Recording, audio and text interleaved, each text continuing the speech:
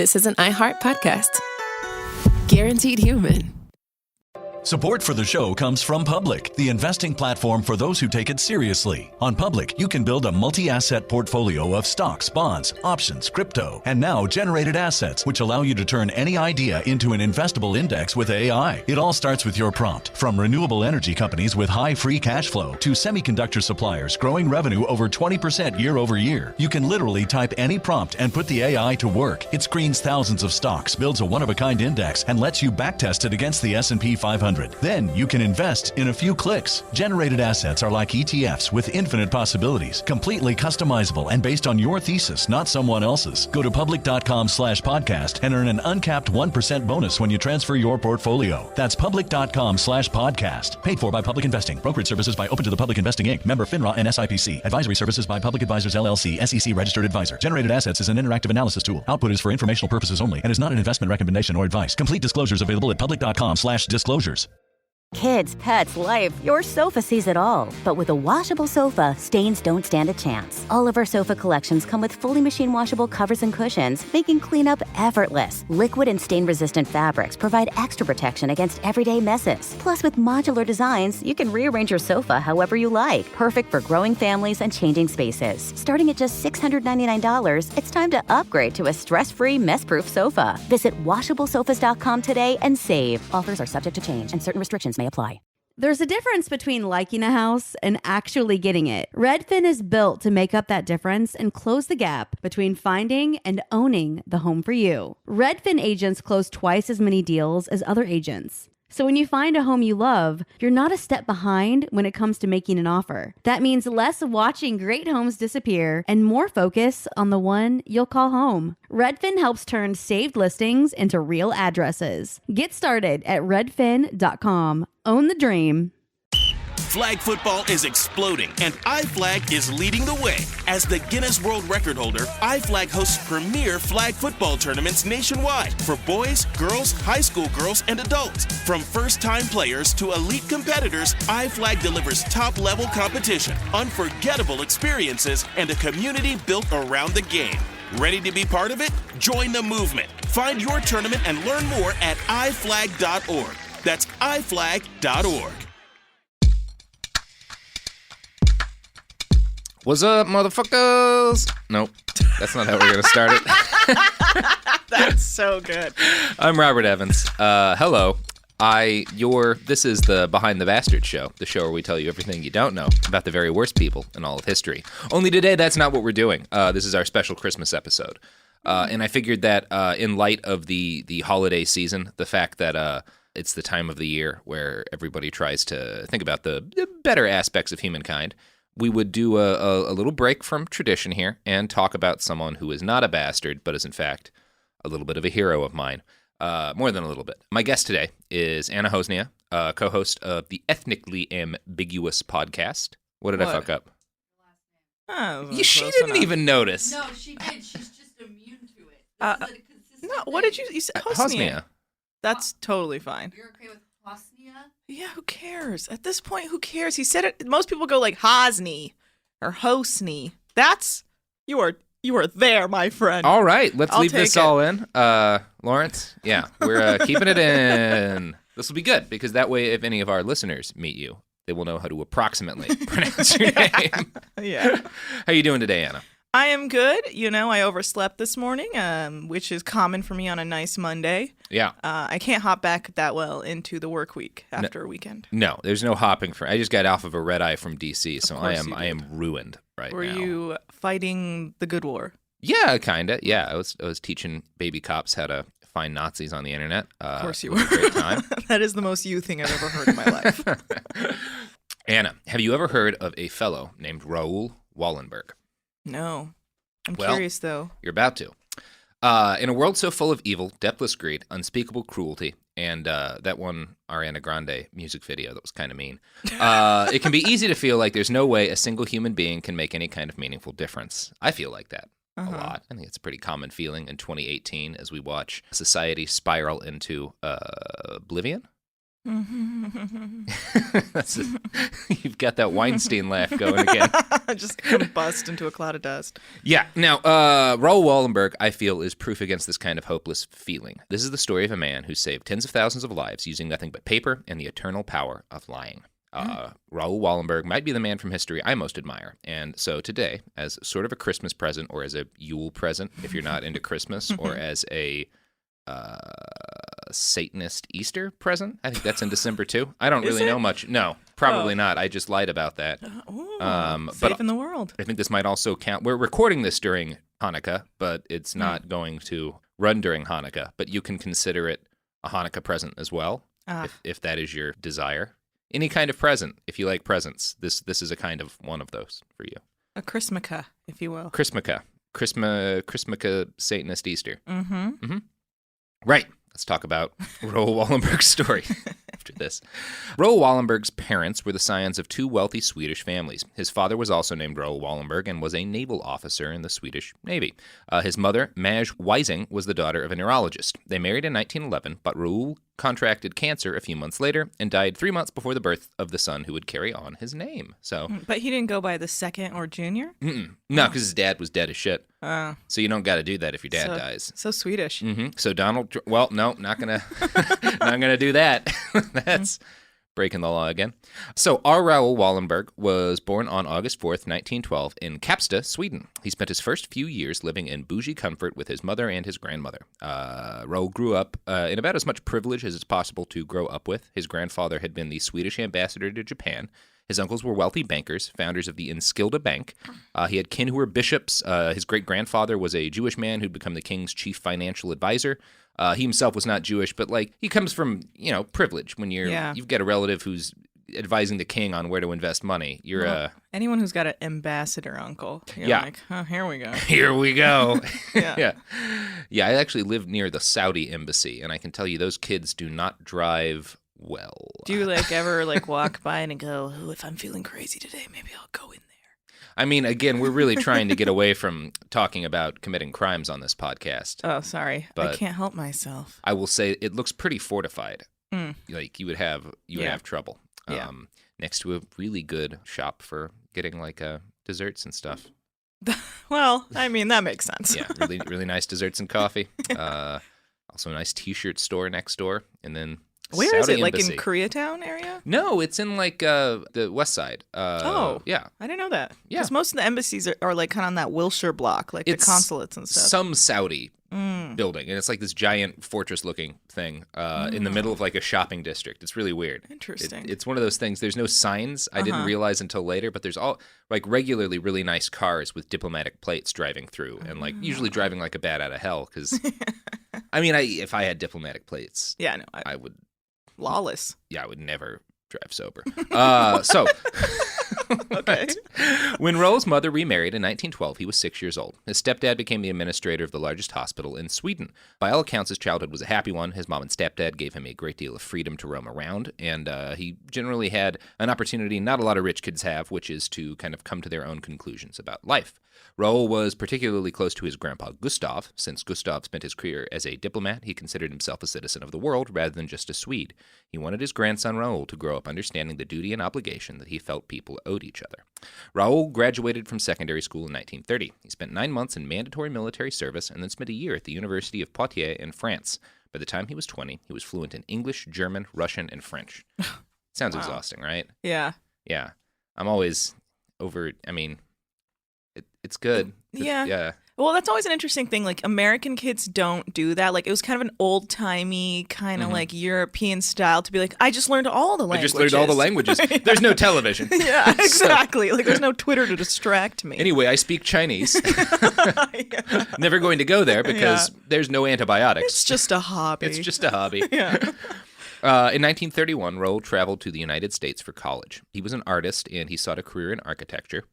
Although he could have afforded to have an Ivy League education, Raoul had no interest in surrounding himself with a bunch of wealthy pricks.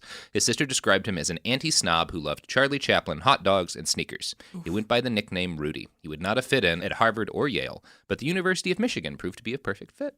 So, nice. I heard it's nice. It's in Ann Arbor area? Yeah, it's in Ann Arbor area.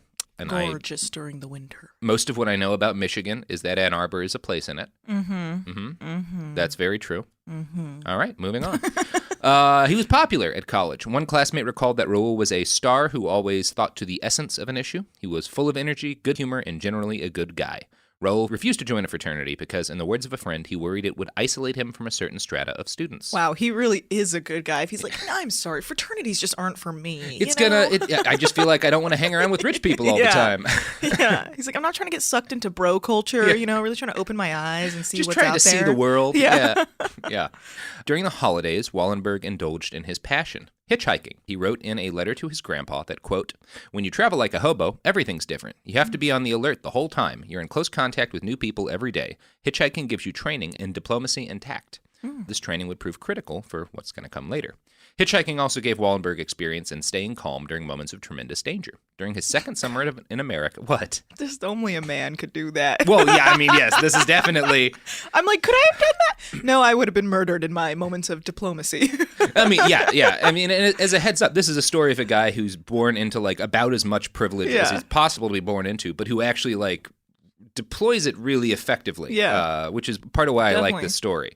So, during his second summer in America, while he's hitching from Chicago to Ann Arbor, the East Coast distances are always weird. Like, when I was in D.C., I would go through, like, 2 or 3 states in a day just to, like, get lunch. And it's like, what what are people doing over once there? When I was in Chicago, I took the train to Ann Arbor for the day. It's nuts. That easy. It's lunacy. I grew up in Texas, and then I moved to California. So I'm used to a state being a thing that, like, you got to really... You got to want it. The East Coast is nonsense, and I don't care who knows it, except for Pittsburgh. Okay. Official East Coast city of this podcast. Really? Okay, all right. Yeah, I don't know why. That's where movie theaters started. Really? Yep. Well then, Pittsburgh! Yeah, there you go. So during, his second summer in America, this paragraph's taking us a while. While hitching from Chicago to Ann Arbor, Wallenberg was picked up by a suspicious-looking group of 4 young men. He later recalled that he, quote, started to work my poverty into the conversation in order to convince them that he wasn't worth robbing. This did not succeed. One of the men jammed a revolver in Wallenberg's face and demanded all of his money. He stayed calm. In fact, he later reported that, during the robbery, he realized his robbers were, quote, the ones who were frightened, maybe because I was so calm. I really didn't feel any fear the whole time. It was more like an adventure. He was robbed and tossed in a ditch, but even this didn't cause him to give up hitchhiking. Oh my God. Just the calmest guy in the world. Yeah. I understand. They didn't, they had to. Yeah. They were robbing me. It's whatever. I feel bad that they were so scared. I was fine with it. Yeah. Wow. He took this as a warning to carry less cash and, quote, try to become more devious, which is good advice in general in life. Yeah. He's like, I learn from everything. Yeah, he's really that kind of guy. This is a learning opportunity. Yeah. Raoul came to love the United States, and he had a difficult time leaving the country after February 1935 when he completed his BA in architecture. But leave he did, because the world was beckoning to him. Raoul next spent 6 months in South Africa and then a year in Palestine as a banker's apprentice. It was there that he first came face-to-face with the consequences of Nazi racial policy. Wow. Palestine in the late 30s was flooded with Jewish refugees from Germany, men and women who'd been bankrupted by the Nuremberg laws and forced to flee for their lives. One of Wallenberg's biographers believes that the conversations he had with Jewish refugees left him permanently changed. He felt as if he had to do something. I want to note that as soon as I said Nuremberg laws, the dog barked. Yeah. Again, she doesn't care for it. No, she does not like Nazism. It's a good dog. It's a good dog. She's continuing to growl. Look. No, oh, somebody's delivering something, possibly a Nazi. She doesn't care for it. No, every time she hears that word. In 1937, Raoul's grandfather and mentor, Gustav, died. Raoul's next 4 years were difficult, or at least they were rich get difficult. He started 2 businesses, both of which failed. But he had family money, so these failures were more like hits to his pride than financial disasters. It is possible that some of his failure had to do with his inability to really focus on commerce. As the Third Reich wore on and the Second World War sparked off, Raoul grew more and more concerned for the Jews of Germany and of Europe. For a long while, his ability to help was limited to providing food aid to a family of refugees who'd fled to Sweden. But in 1941, with Hitler at the height of his murderous power, Raoul's uncle Jacob introduced him to a man named Kalman Lauer. Now, Lauer was a Hungarian businessman who had interests across Central Europe. Since Lauer was Jewish, Nazi domination of Central Europe made it almost impossible for him to, travel. Do anything. Not get killed. Exist. Yeah. Exist. Yeah. It was a rough time to exist if you were a Jewish guy in Central Europe. So Lauer's business was essentially like an exotic food import company, and he put Wallenberg in charge of the company's European operations because Wallenberg looked like the whitest dude ever. We'll throw a picture of him up on the site. I don't have one on this document because I am cracked out, Anna. Oh, boy. Yeah. I can think, see the literal red eye in your eye. Yeah. Oh, Sophie has pulled one up. Oh, he had like male pattern baldness. He's so cool. He's just a normal guy. Just a normal guy. Yeah. If you were central casting white man, you would pick Raoul Wallenberg. Yeah. Very normal looking dude. Wow. So Wallenberg's now in charge of this company's European operations, and he starts spending a lot of time in Budapest, which is kind of where they're centered. He falls in love with the city, which is an easy thing to do. Truly. Budapest, beautiful Gorgeous. city. One of the prettiest cities Really to see is. from water that I've ever, lovely place. Now, Hungary was an ally of Nazi Germany at the time. Hungarians have kind of a history of being on the wrong side of any given conflict ideologically, but... Especially fried food. Oh, my God. Oh, man, I had some of the best... Your eye just twitched thinking about it. It was a brick of bacon, like the size of an actual building brick that was all fried, like the consistency of a Cheeto all the way through. It was so fried. So good. Yeah. So good at fried food in Hungary. Mm-hmm. Pretty good at beer. But on the wrong side of your diet. Well, yeah. Fried bacon. End of World War II. Yeah. End of World War I. Yeah. One day, you know. One day. A lot of rough decisions made in the early part of the 20th century. Just fry it. They benefited the most from, like, Germany, just because of how nobody thinks about what the Hungarians did during that war anymore. Because, like, they're right next to Germany, and boy. I got washed away by all that, by all the German behavior. I guess we just let them take the blame for this one. Start walk away whistling. Oh, well, no one saw us, so were we really there? Yeah. They were definitely there. Hungary was an ally of Nazi Germany. Its soldiers fought and died in Russia alongside the men of the Wehrmacht, but it was not officially part of the Third Reich. Hungarian Jews were forced to wear yellow stars wherever they went, just like German Jews. But they were not sent to concentration camps, at least not initially. Admiral Miklos Horthy, Hungary's leader, was not a good guy, but he was a better dude to have in charge than, say, Hitler, if you happen to be Jewish, which is a low bar. Yeah. Which is a very low bar. Yeah. But he was not Hitler. So by early 1944, Hungary's 700,000-ish Jews were probably the most intact Jewish community in Europe. With the war turning against them, the Nazi high command decided, in essence, that if they couldn't win the war against the Allies, they might at least win their war against the Jews, which is very much how they viewed it. Now, Admiral Horthy was not a total fool. It had become clear as a bell by 1944 that the Germans were not going to win this war. He tried to pull his country out of the war and out of its alliance with Germany, but Hitler was like, nah, dog. I'm Hitler? I'm Hitler. You may have heard of me. Whoa! Yeah. Yeah. We've both heard of Hitler. We've all heard of Hitler. The Wehrmacht occupied Hungary on March 19th, and Horthy was basically ordered to put a bunch of Hungarian Nazi types in charge of the country. So he wasn't removed from power at this point, but he was told, like, you ain't doing nothing, dog, and you better throw some people that we like in charge. Yeah. So once the Nazis were in charge, the Nazis did what Nazis do, exterminate Jewish people. By July, they had deported around 440,000 Jews, and this was the rapidest deportation and elimination of a Jewish population in Europe. Within a couple of weeks, they deported like 400-something thousand people. Christ. Most of them wound up in Auschwitz, where 320,000 of them were exterminated upon arrival. Enter the U.S. government. Yeah. Kind of belatedly.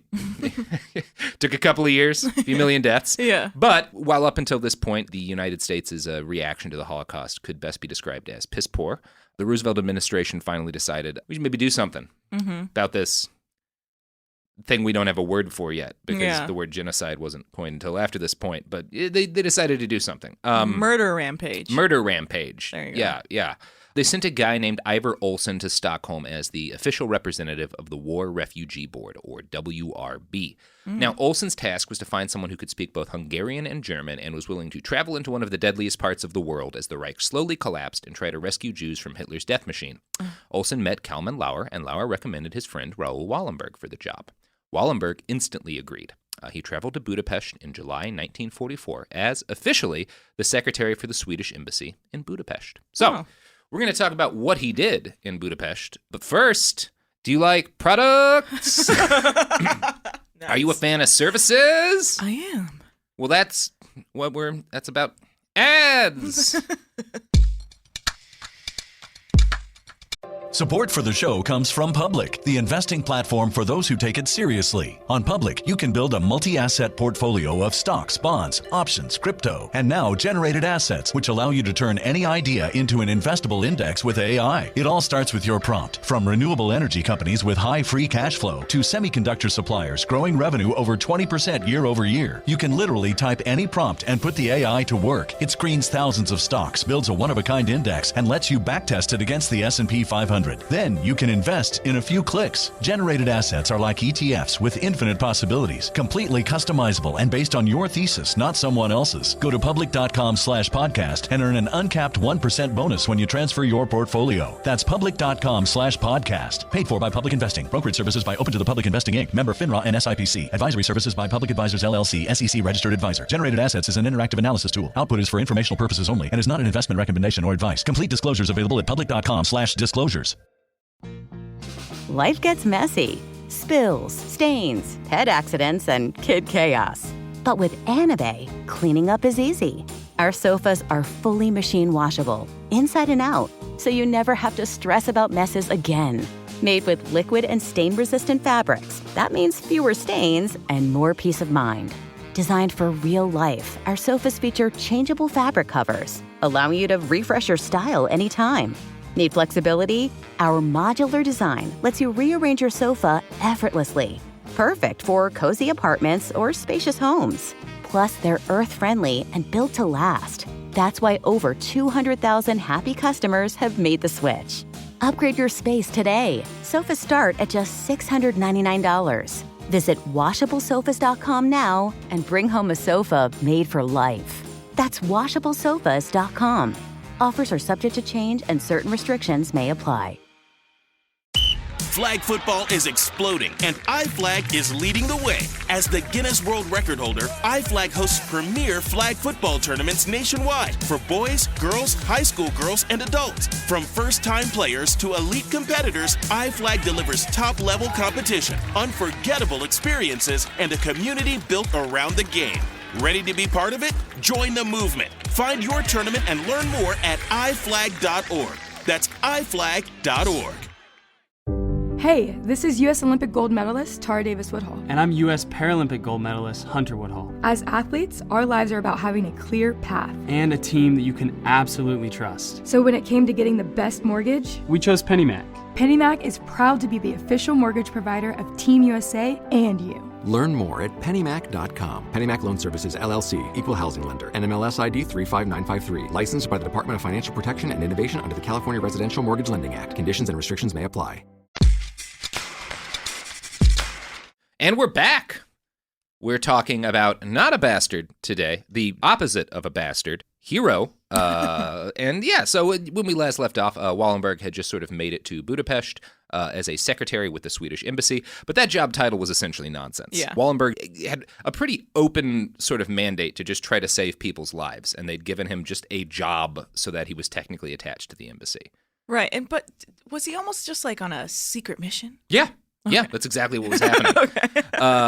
So Wallenberg's one condition for taking this job was that he have full permission to do his work without contacting the ambassador or any other government officials for permission about anything. Basically, he was like, I want to be a loose cannon diplomat who doesn't have to play by anybody's rules but his own.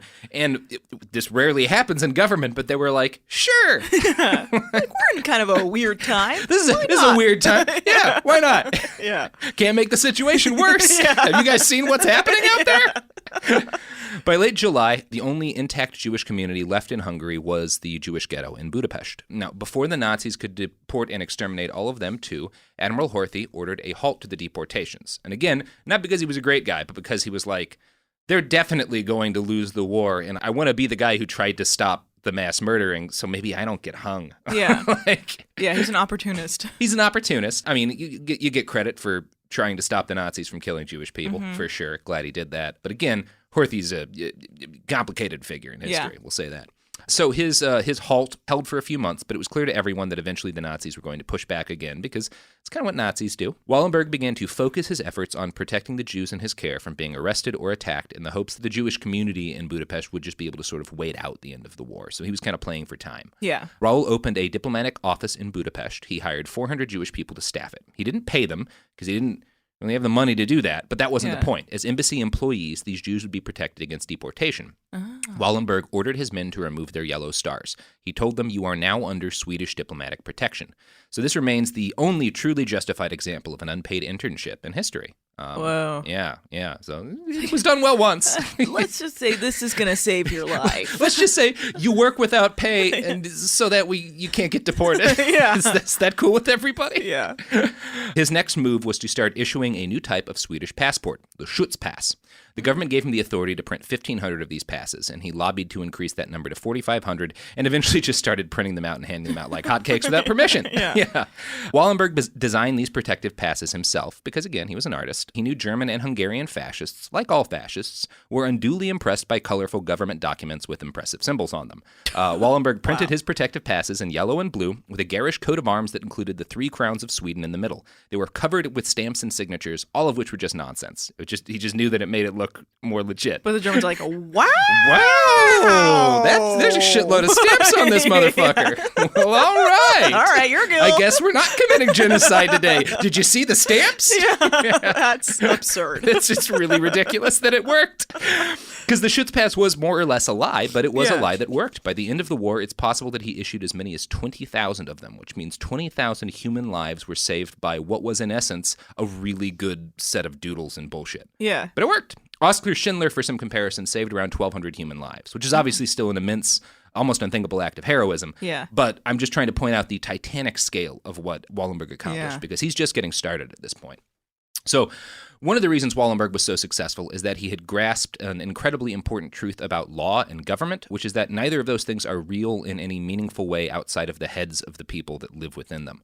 The only thing that matters is the belief. If people believe something is official, if they believe you speak with the might of the government and they'll get in trouble for disobeying you, well, then you can make them do almost anything. In other words, Wallenberg took advantage of the Nazi tendency to just follow orders and used it to save lives rather than end them.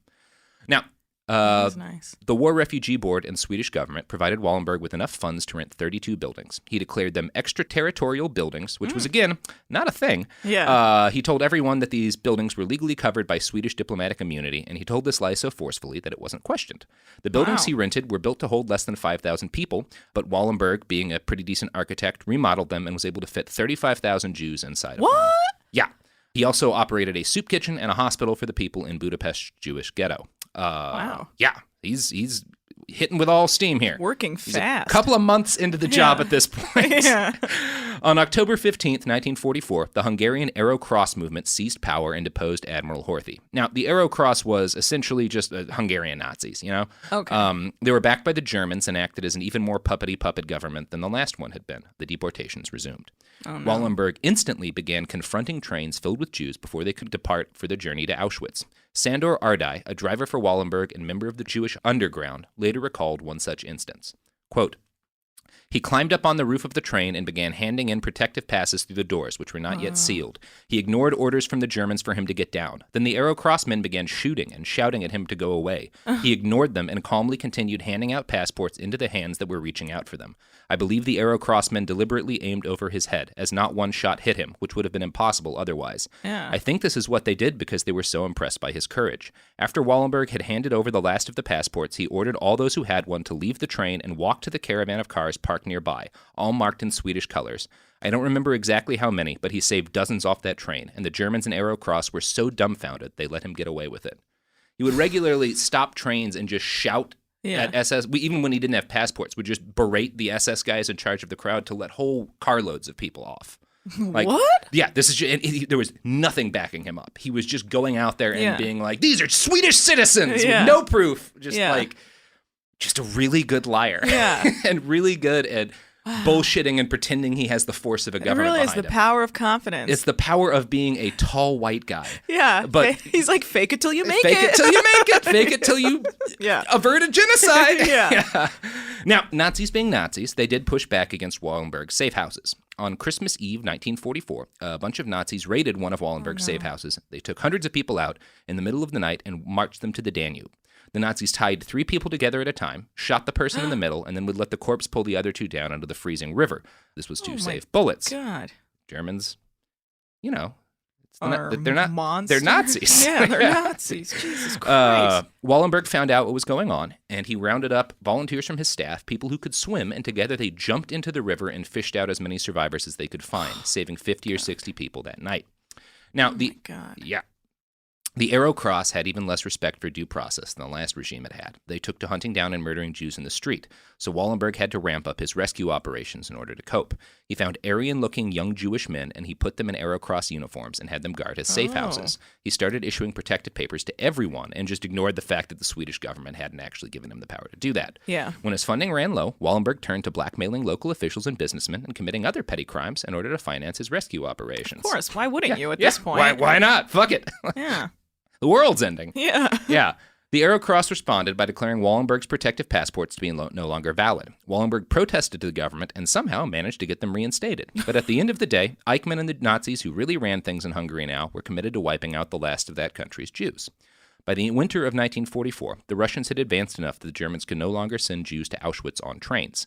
This didn't present a major problem for a guy like Eichmann because he still had the option of just forcing the prisoners to go on a 125-mile death march without food or sleep, which, pretty much kills the same amount of people as a gas chamber in the European winter. Yeah. Tens of thousands of Jews were sent off on an enormous forced march to their doom. Wallenberg gathered up trucks, food, and medical supplies. He traveled along the road of march and handed them out, trying to give the marchers the best odds of survival possible. And when he could, he attempted to abduct some of them. Here's a quote from the book Wallenberg by Katie Martin. "You there," the Swede pointed to an astonished man, waiting for his turn to be handed over to the executioner. "Give me your Swedish passport and get in that line," he barked. "And you, get behind him. I know I issued you a passport," Wallenberg continued, moving fast, talking loud, hoping the authority in his voice would somewhat rub off on these defeated people.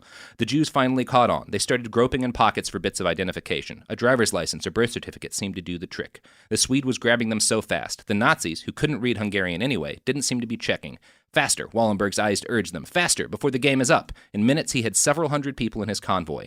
International Red Cross trucks, there at Wallenberg's behest, arrived and the Jews clambered on. Wallenberg jumped into his own car. He leaned out of the car window and whispered, "I am sorry," to the people he was leaving behind. "I am trying to take the youngest ones first," he explained. "I want to save a nation." Wow. Yeah.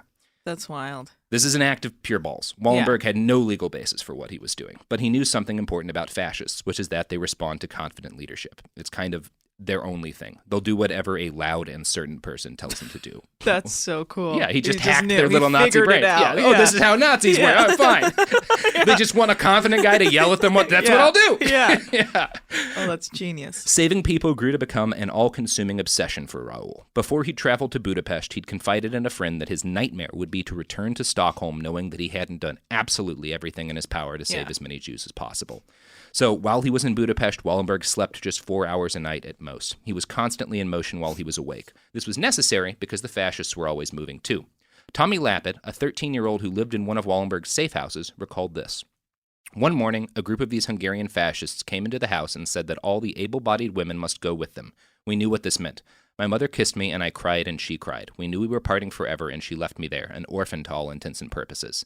Then, 2 or 3 hours later, to my amazement, my mother returned with the other women. It seemed like a mirage, a miracle. My mother was there. She was alive, and she was hugging me and kissing me, and she said one word, Wallenberg.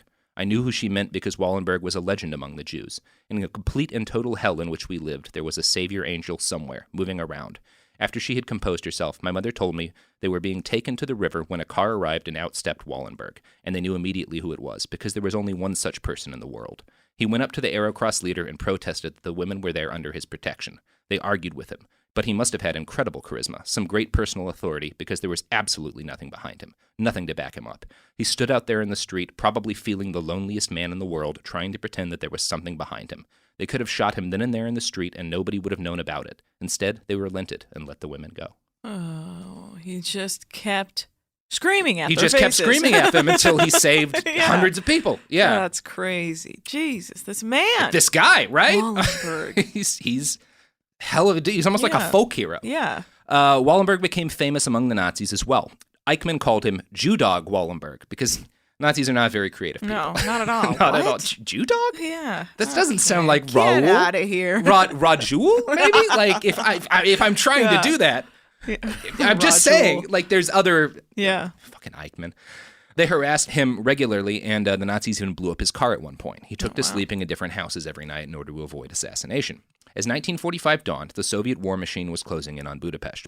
There were only 100,000 or so Jews left alive in the Budapest ghetto. Eichmann ordered 500 SS troops and even more Arrow Cross soldiers to ring the ghetto and prepare for what would have been the largest gun-based massacre of World War II. Now, for a little bit of historical perspective, the largest, I think, gun-based massacre of the war was the Babi Yar massacre, which I think was like 41, might have been 42, where the Einsatzgruppen unit shot like 30,000 people. That's when they line a bunch of people up and then just... Yeah, and they actually they stopped doing that in favor of the gas chambers because like so many of those guys wound up killing themselves and becoming alcoholics. You just can't have people do that. It's hard. It's just not great for it. It's hard being a Nazi. Oh, fuck off. Fuck off. Now, that was the plan. These guys, at this point in 1945, if you're an SS trooper in Budapest, number one, you probably were wounded fighting the Russians, which is why you're in a place like Budapest. So these were hard sons of bitches, probably who would have been, they would have had to be capable of massacring 100,000 people. But that's the situation that we're in 1945. And we will talk about what happens next after some ads.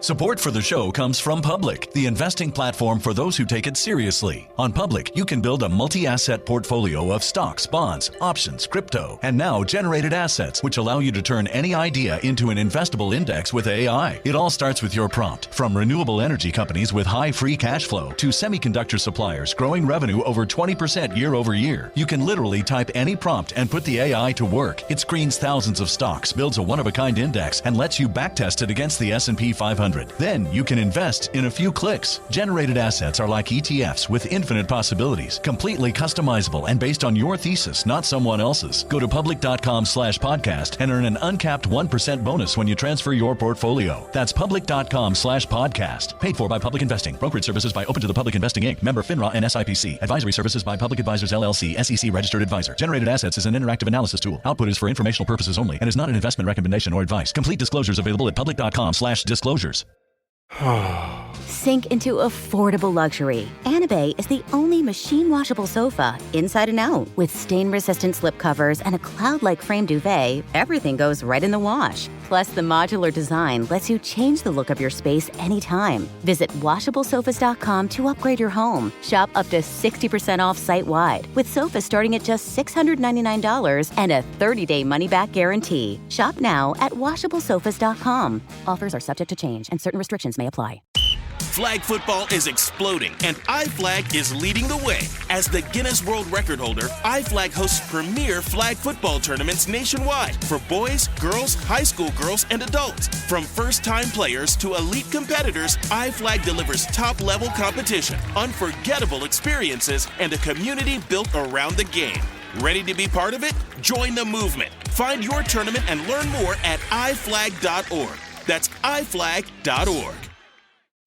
Hey, this is U.S. Olympic gold medalist Tara Davis Woodhull. And I'm U.S. Paralympic gold medalist Hunter Woodhull. As athletes, our lives are about having a clear path. And a team that you can absolutely trust. So when it came to getting the best mortgage, we chose PennyMac.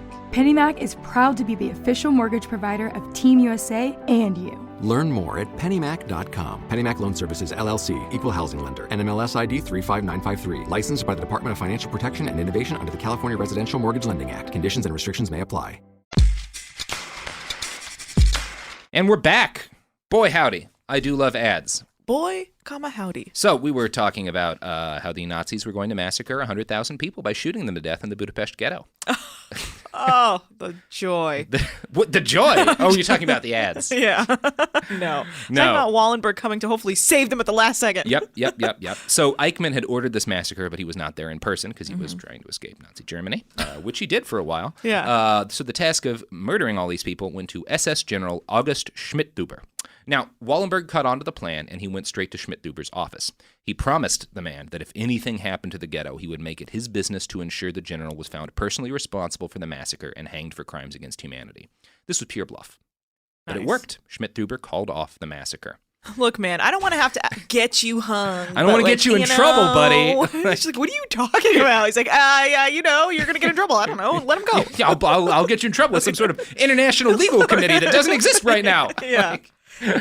The Soviets took Budapest later in January, and that should have been the start of Wallenberg's happy ending. But Raoul's contact with the American government led the Soviets to suspect he was some sort of spy, because Ivar Olsen, the guy who had hired him and worked for the War Refugee Board, also worked for the OSS. And while the USSR was not nearly as anti-Semitic as the Nazis, they were still pretty anti-Semitic. And one of the things that you read about the guys who found Wallenberg in there and why they found him suspicious is they could not wrap their hands around the idea of a guy doing everything that Wallenberg had done just to save Jewish people. Yeah. They're like, he's got to be some sort of a weird spy. Him? What's going on here? Yeah. There's no way this man just has goodness of the heart. Yeah, there's no way this man just wants to save human lives. So Raoul was arrested, and we don't really know what happened to him. The most likely story is that he died sometime in the 1950s in the KGB's infamous Lubyanka prison. The Swedes my God. Yeah, it's fucked up, right?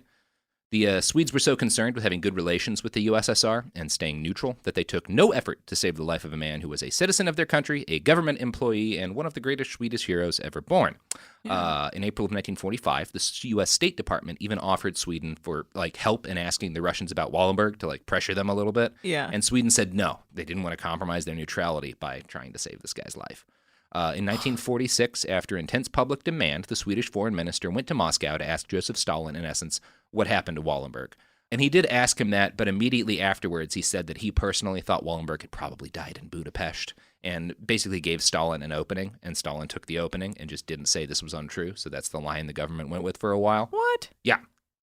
You never give Stalin an opening. You never give Stalin an opening. Not J-Stal. Jesus That's what he's gonna do. So, in 1957, after Stalin's death, the Soviet Union finally admitted that Wallenberg had in fact survived the war. They said he died of a heart attack in captivity in 1948.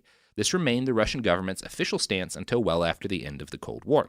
We still don't really know what happened to Raoul, although it's safe to say the Russian government imprisoned, probably tortured, and one way or the other definitely murdered him.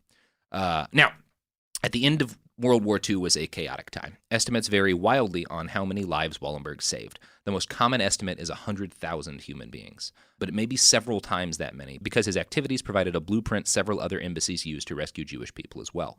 Wallenberg almost certainly saved more lives than any other member of the righteous among nations, which is sort of a title that the nation of Israel has awarded the non-Jews who saved Jewish lives during the Holocaust. Nobody saved more people than Raoul Wallenberg. Jeez. And in fact, 100,000 lives is 1/60th of the total number of Jews dead in the Holocaust, saved by one guy. Wow. Gideon Hausner, the man who prosecuted Adolf Eichmann and later was the chairman of Yad Vashem, the World Holocaust Remembrance Center, said this about Raoul Wallenberg. Here is a man who had the choice of remaining in secure and neutral Sweden when Nazism was ruling Europe. Instead, he left this haven and went to what was then one of the most perilous places in Europe, Hungary. And for what? To save Jews. He won his battle, and I feel that in this age, when there is so little to believe in, so very little on which our young people can pin their hopes and ideals, he is a person to show to the world who knows so little about him. This is why I believe the story of Raoul Wallenberg should be told, and his figure, in all its true proportions, projected into human minds. That's it. That's the story. That's insane. Merry Christmas. God damn, the Russia always ruins everything. Well, I mean, they did beat the Nazis, but yeah, they did some got terrible there, shit but then they too. go and take the one man who basically was out here Yeah. screaming at Nazis until they were like, I don't know, I'm confused. His voice is loud. I guess I listen. Like the Hungarian Jewish community wound up, even though it survived later than most of them, wound up being like one of the most completely destroyed Jewish communities in all of Europe. And virtually the only Hungarian Jews who survived did so because of Wallenberg. Because of Wallenberg? Yeah. Oh my God. Yeah. 100,000 lives. Do you think they tortured him just to find out who he was working for and just wouldn't believe Why he was would you? just Why would you know it could be this nice? Yeah. That's crazy to me. Yeah. Yeah. Just a man. What do you think happened to him? I think he was probably thrown in a prison, tortured for a little while, thrown into a prison. I think it's very possible he did die of a heart attack. He was only 32 when all this happened. But, you torture somebody for a while and you starve them. So he started doing this in his early 30s. Yeah, he was 32 when he got the job. 32. He's just like, well, Yeah. Gotta go save some lives. 32 with his only professional training in architecture. Wow. And just was like, all right, I'm just going to go lie until I've saved 100,000 people. God, and then did it. I imagine at 32 I will still be doing nothing. Well, what I like about podcasting. Podcasting? Yeah. Yeah, Wow. that's why he's a good person to fill people's minds with, especially on a show where we otherwise just talk about reckless evil and the insane deadliness of human hate.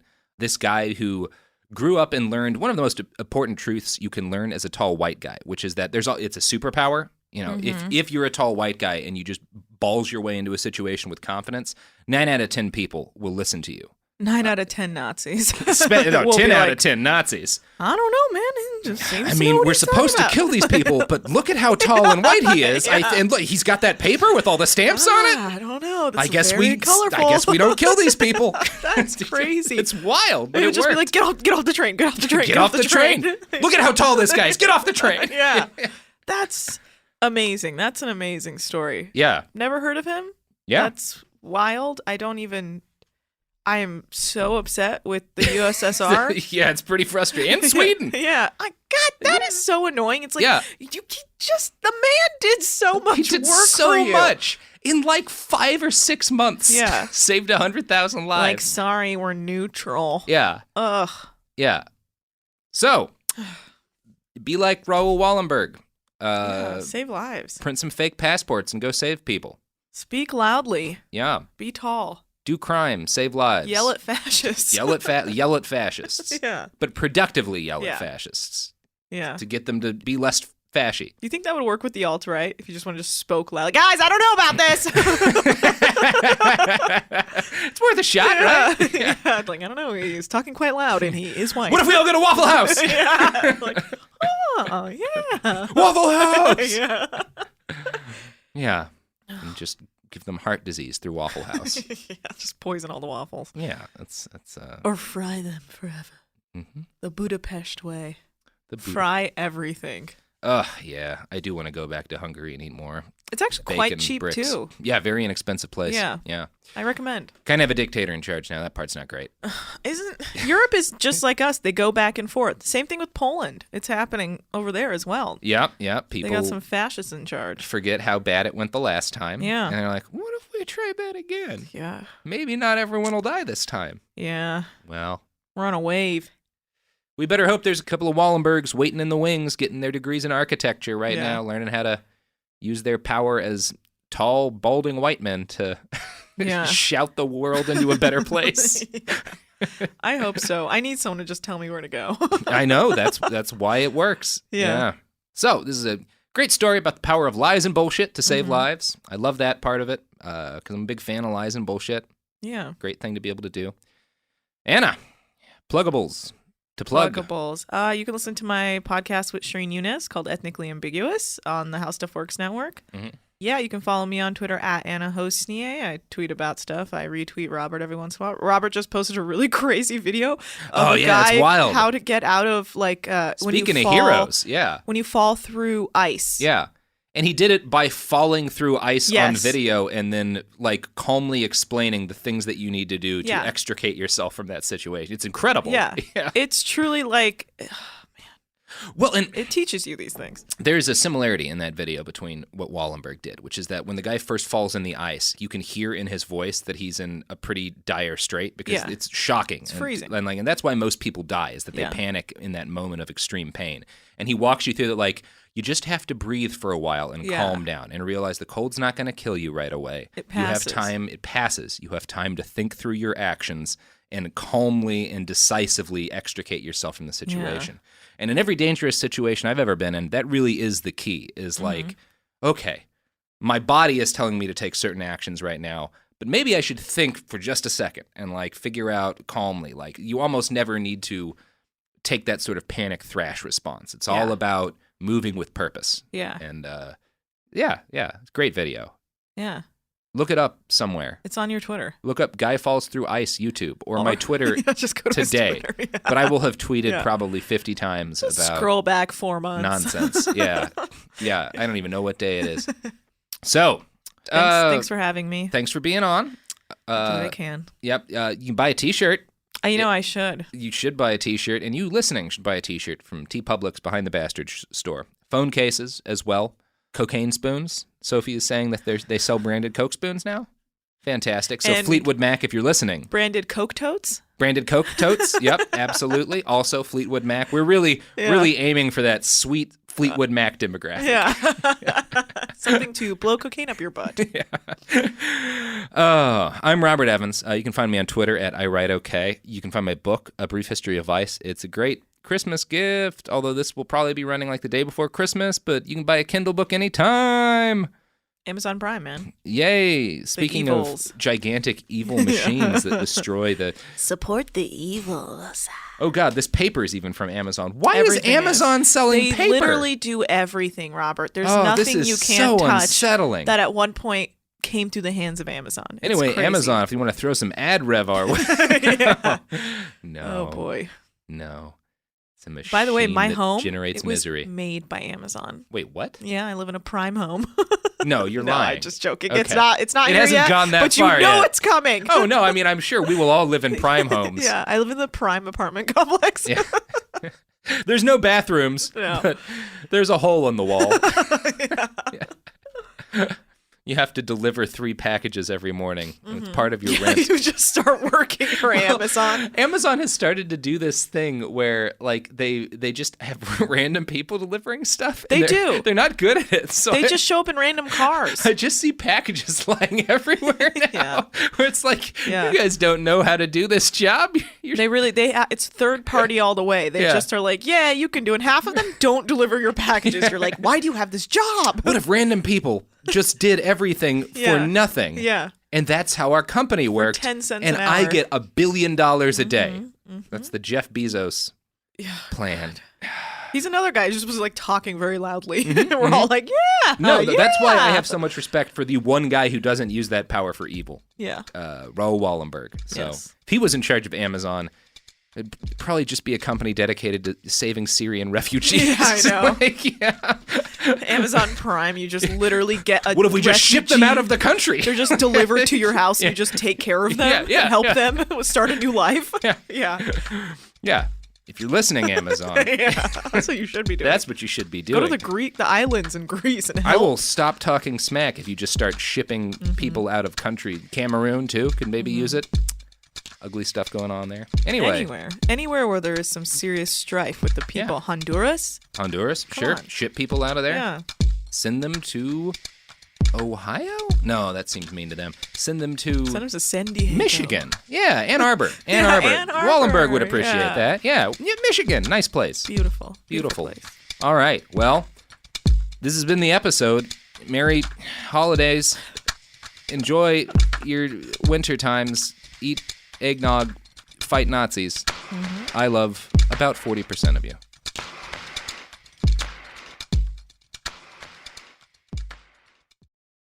A BetterHelp ad. We get it. February is full of flowers, candy, and, of course, lots of talk about relationships. It can feel like everyone else has it all together in their love lives. But the truth is, we're all still figuring it out.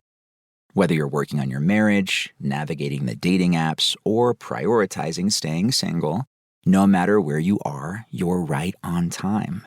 Therapy can help you find your way and take some of the pressure off yourself so you can determine what you want, what feels heavy, and how you can feel lighter. Just a little bit of outside perspective from a professional can lead to new understanding and a lot of progress. So the next time you're feeling iffy about your love life, try therapy with BetterHelp and see where it takes you. And remember, you're right on time. Visit BetterHelp.com for 10% off. That's BetterHelp.com.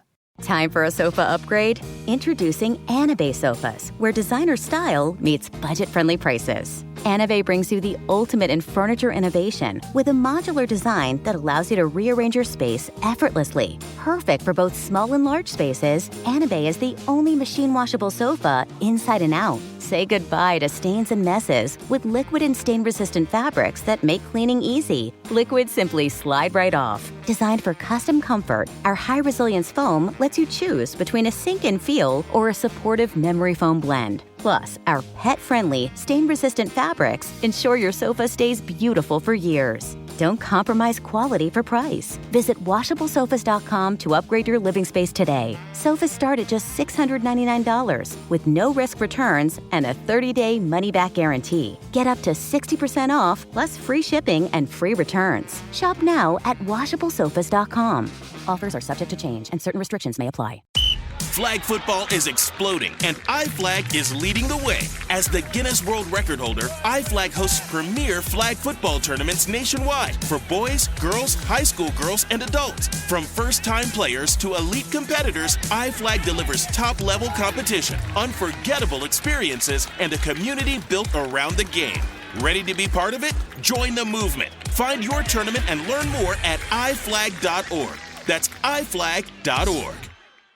There's a difference between liking a house and actually getting it. Redfin is built to make up that difference and close the gap between finding and owning the home for you. Redfin agents close twice as many deals as other agents. So when you find a home you love, you're not a step behind when it comes to making an offer. That means less watching great homes disappear and more focus on the one you'll call home. Redfin helps turn saved listings into real addresses. Get started at redfin.com. Own the dream.